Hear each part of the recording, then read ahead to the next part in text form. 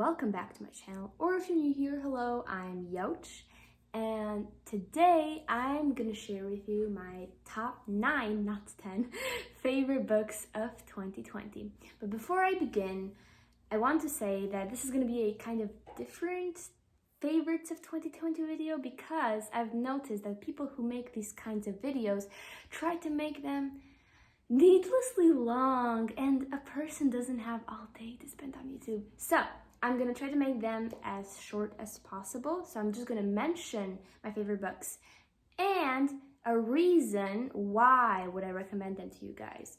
So let's say I read this book that I really like this year and I would recommend it to someone who's looking for X type of story. So without further ado, let's get to my number 9 favorite book, and that book is The Time Traveler's Wife by Audrey Niffinger. So I would recommend this book to someone who's looking for a time travel story, but to someone who's looking for a more slow-paced literary fiction type of book about time travel rather than a fast-paced, action-packed sci-fi type of time travel story. Which, don't get me wrong, I love the fast-paced ones, I love the action-packed ones, and one of my favorite shows of all time is Dark, which is on Netflix. But I also do like the other type of time travel story where you get to spend more time with the characters, you know? And this book is basically that. It's very slow, but you get to know the characters, you get to spend time with them. And of course, the time travel aspect is very interesting and it brings up problems and the characters try to fix them. So if you're looking for a time travel story, pick up The Time Traveler's Wife. At number 8, I have a horror book. I don't usually read horror, but this year I had a horror in my top 9. And that horror book is House of Leaves by Mark Z. Danielowski. I think that's how you pronounce his name. So, this book was phenomenal. I started it in September, but I had to return it because it had a hold at the library. But then I finally got to get it back in December, and now we're in January. And I finally finished it, and wow, it was amazing. So I would recommend this to someone who's looking for a novel with an untraditional format. Because this is not like any type of novel. So there are pages who look like this, that have just text. But then there are pages who have very little text. And then there are pages, where are they? They have like one word that is, for example, upside down here. And just a whole type of, oh, and I also wanted to show you this. And also pages like this. So yeah, pretty interesting. I really like this book. It's very untraditional, as I said, but if you're looking for that type of book, and if you're looking for a horror, but that's not that scary, it didn't keep me awake at night, then I highly recommend House of Leaves. At number 7, oh, I love this book so much, I have Norwegian Wood by Haruki Murakami. This was my first time reading a Haruki Murakami, and I gotta say, I can't wait to read more of his works. I just got Kafka on the Shore from the library. I'm super excited to start that one. But I would recommend this book to someone who's looking for an adult book with characters who are in college. Now, I know a lot of people are looking for books like this, and this book is perfect because it's about a main character who's a guy in his first year of university. And it's also set in Tokyo, which is also pretty cool. And it's an adult book, it's not YA. So it's perfect if you want to get from YA to adult, but you want to have a character who's the same age as you.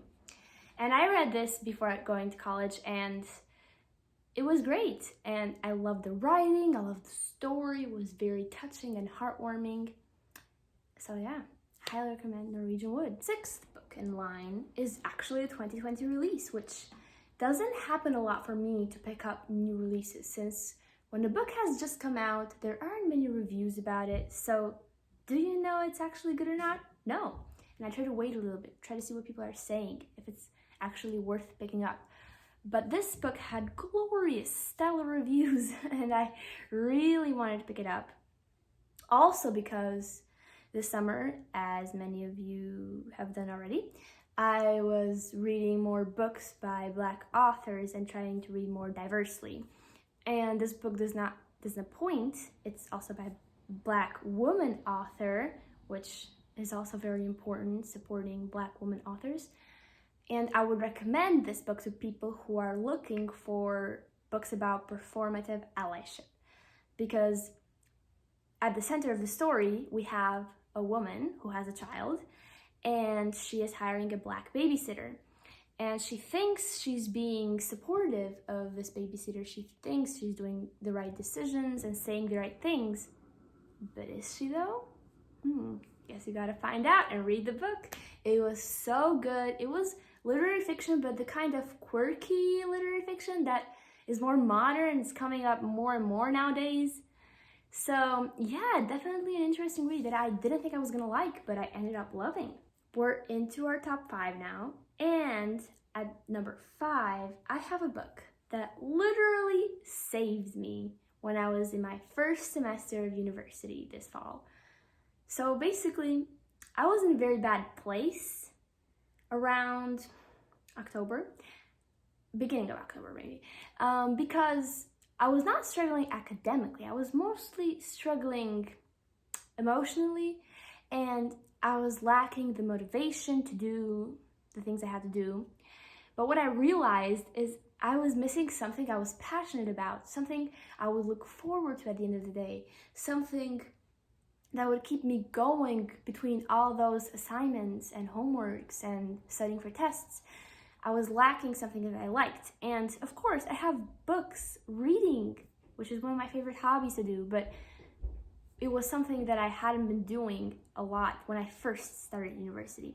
But then one week, I brought with me Middlegame by Sean McGuire in my university room, and oh my god, it literally saved me. It was amazing, and it's also a book I would highly recommend to people who are looking for a good sibling relationship, because I have a sibling who I love with my whole heart, but I don't see sibling relationships a lot in media. And even if there are some, they're not usually that good. Like, for example, the Umbrella Academy. Some good sibling relationships, I guess, are presented in Frozen, Gravity Falls, but like, that's it. If you have any recommendations, tell me. But this book had great, amazing sibling relationships, because we have 2 twins called Roger and Dodger, and they're the main characters of our story. And we see them throughout childhood and early adulthood. And oh my god, it was great. Their relationship had ups and downs, but it was chef's kiss, and I highly recommend it to anyone who loves their sibling. At number 4, we have, in my opinion, the most hyped book of 2020, in my opinion. And that book, I guess you already guessed, is The Invisible Life of Addie LaRue by V.E. Schwab. Wow. This book is a book for someone who wants to get into fantasy, but is still a beginner, still trying to see where they can start, and they're trying to get into more adult fantasy rather than YA. So this book is a perfect way to get into fantasy, because it's very low fantasy. It's mostly set, it's definitely set in our world, and there isn't a lot of magic. This is more of a curse story. And it's actually a very interesting curse story with a very cool concept, which I guess you've already heard about, because everyone has been talking about this book. A girl that is immortal, but is forgotten by everyone she meets. Bam. But it is so well written. It is so interesting. It is slow, but you keep going because you want to know more about Addie. Where is she going? Where will she end up? So we're constantly looking forward to picking this book up again. And yes, a great way to get into fantasy. And very few people have rated this book low, so highly recommend it. We're into number 3, and at number 3, I have a book that I also made a review about on my channel. And if you remember, which you probably don't, that book is A Beautifully Foolish Endeavor by Hank Green, which is the second book in the Carl's duology. Now, I can't really talk about the second book without spoiling the first one, so I'm going to talk about the whole duology. And I would recommend this duology to someone who, like the previous book, are trying to get into another genre, but this time that genre is sci-fi. Now, why is this a good entry point to sci-fi? Well, first of all, it's set on Earth, but it's about first contact with aliens, which is a very fascinating topic, at least in my opinion. And it's about these characters, but the main character is, of course, April May, that are trying to deal with the situation they have gotten themselves in. Because April May was the one that first discovered these statues, or at least the first statue, that are actually robots from space. And the second book actually follows all the friends from the friend group. They all have their own point of view.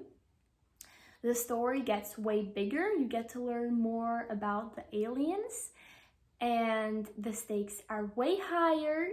And overall, I like the second book way more than the first book.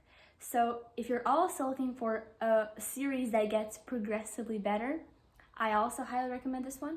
But especially, I highly recommend it for beginners in sci-fi, because this book, or maybe the series, it's like a sci-fi contemporary, because it's based a lot in the real world and in realistic fiction, but it also has these little sci-fi elements that spice up the story. And we're down to number 2, which was such a pleasant surprise, actually. I did not expect to like this book as much as I did, and I'm so happy about it. And this book is none other but The Giver by Lois Lowry. Now, I did not read this book when everybody else read it, so I read it when I was 18 rather than in elementary school or maybe middle school. But it was amazing, and I would highly recommend it to older readers like me who are looking for middle grade books that don't talk down to its audience, that don't water things down. And this book does not disappoint. It is so fascinating. The discussions that this book presents are very philosophical. Sorry, English is not my first language.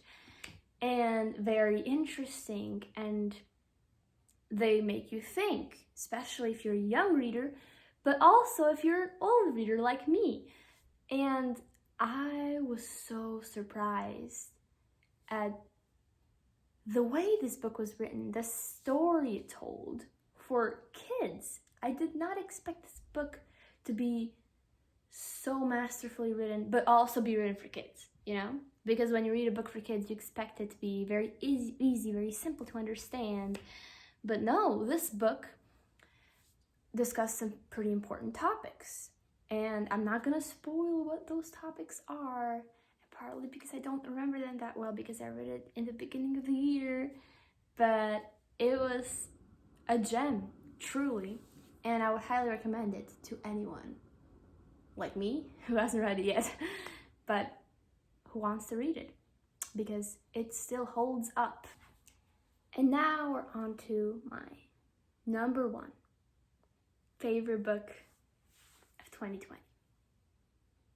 So in my opinion, if a year has passed and I have not read at least one book that I could confidently add to my favorite books of all time list, then that year has been unsuccessful.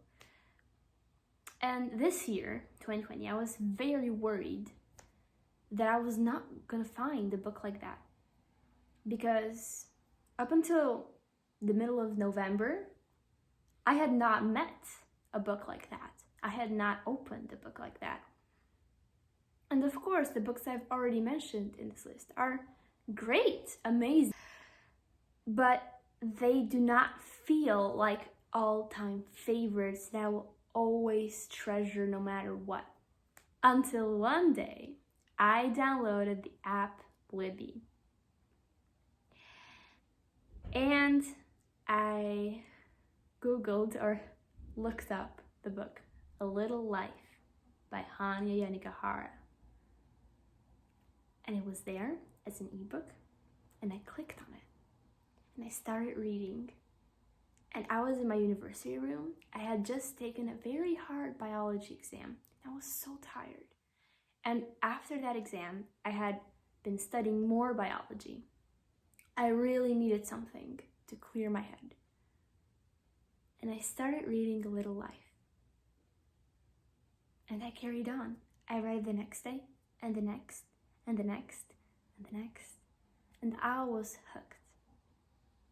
And I couldn't stop reading. And then Thanksgiving break came, and I couldn't stop reading. And then finals week came, and I couldn't stop reading. And I really needed to finish that book because finals were coming up. And if I hadn't finished that book before finals, I don't know what I would have done. Because that book was not even letting me study. This book is so many things. It is a dark fairy tale, according to the author. It is a character study, and mostly a male character study. It is a hard-hitting contemporary. It's a tearjerker. And it's also one of my favorite books of all time now. This book is not in any shape or form like me, but sometimes it doesn't matter if a book is like you or if it represents a part of you. Never in my life has a book made me literally sick to my stomach about the things that happened. Never a book has made me feel so angry that I wanted to throw a book across the room, but I couldn't because it was the ebook. So that meant I would be throwing my phone, and I didn't want to do that. And never a book has made me cry. Ever. And never a book has made me so obsessed that I'm, even today, continuously watching author interviews on YouTube because I just can't get enough of that world and that story and those characters. I would recommend this book to someone who wants to feel something, who has been reading for a long time, but has been unable to feel anything from literature, and has almost given up of literature, or at least has kind of fallen out of love with literature. If you're feeling like that, then I would highly recommend you read A Little Life by Hanya Yanagihara, because it will not disappoint. It is a literary masterpiece that I really hope will become a classic of our time. I wish more people would read it, and I know they're scared because of its size and because of its content. And I understand. If you don't feel ready about reading this book, don't. But if you do feel ready about reading it, and you do want to read a book that will truly impact you and will leave a blueprint that will last for ages and ages, then I would highly recommend you pick A Little Life. It is a treasure that I will always keep in my heart. And that concludes my favorite books of 2020. 2021 has already started, and I have already started 2 books. I don't know if I'm gonna find a book that will top A Little Life for me this year, which is so sad to think about. that I'm never gonna find a good book like Little Light ever again. But my hopes are still up, you know? I can be surprised. So, thank you for watching. See you guys next time, and bye!